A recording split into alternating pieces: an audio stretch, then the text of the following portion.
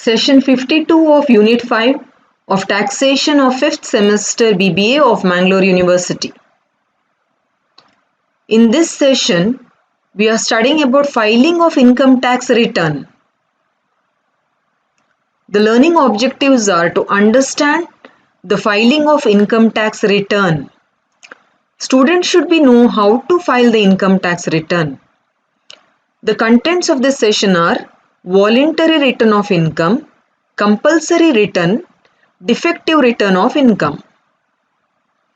In the previous session, we have studied who is an assessing officer, a commissioner, director general, appointment of income tax authorities. Filing of income tax return. Every person whose total income during the previous year exceeds the minimum taxable limit shall on or before the due date furnish his return of income in the prescribed form. The due date for a company and where audit is required, it is 30th September of the assessment year, and in all other cases the due date is 31st July of the assessment year.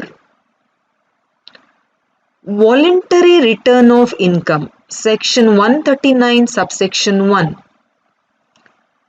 Voluntary return of income can be returned by an individual, Hindu undivided family, association of persons, body of individuals, or an artificial juridical person.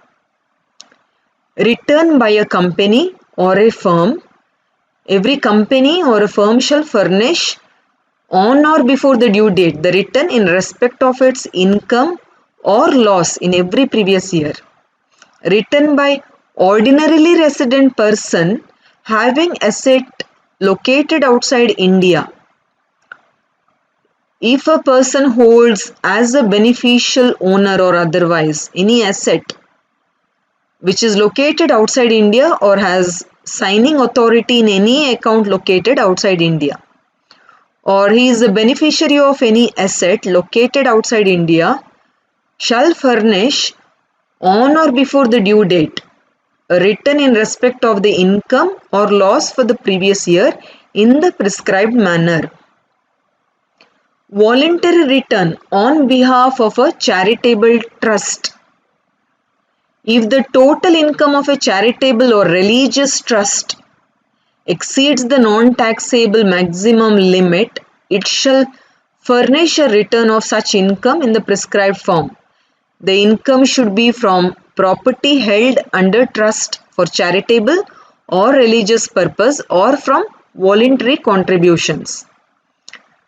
Return on behalf of a political party.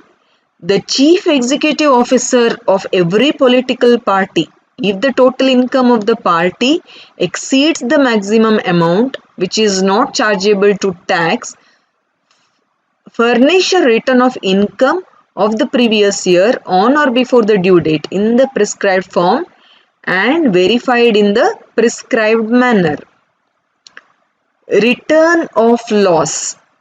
If any person who has sustained a loss in any previous year under the head profits and gains of business or profession or capital gains, or owning and maintaining racehorses and claims that the loss should be carried forward, he should furnish within the time allowed a return of loss in the prescribed form and verified in prescribed manner.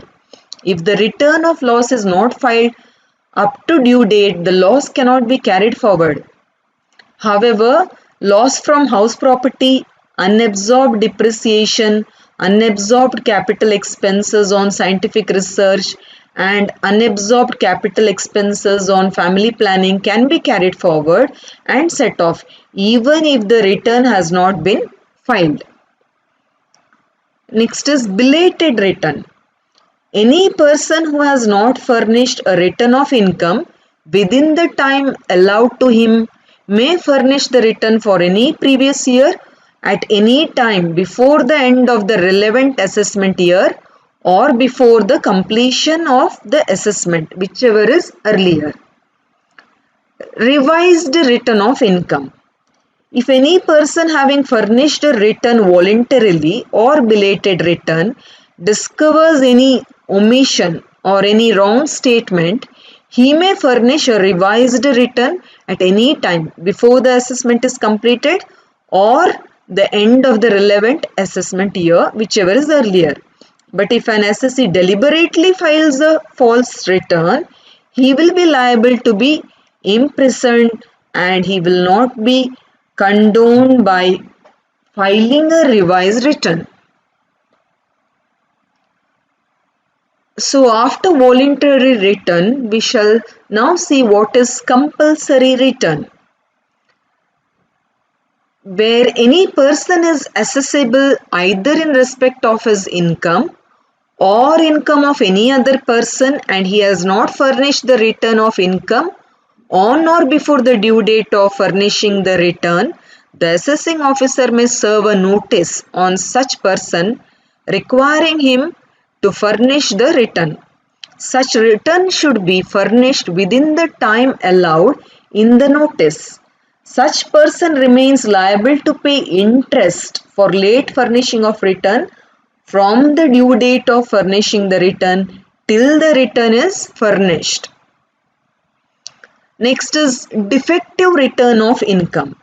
When the assessing officer considers that the return of income furnished by the assessee is defective, he may intimate the defect to the assessee and give him an opportunity to rectify the defect within a period of 15 days from the date of such intimation. On an application by the assessing officer, he may extend the period of on an application by the assessee, the assessing officer may extend the period of 15 days.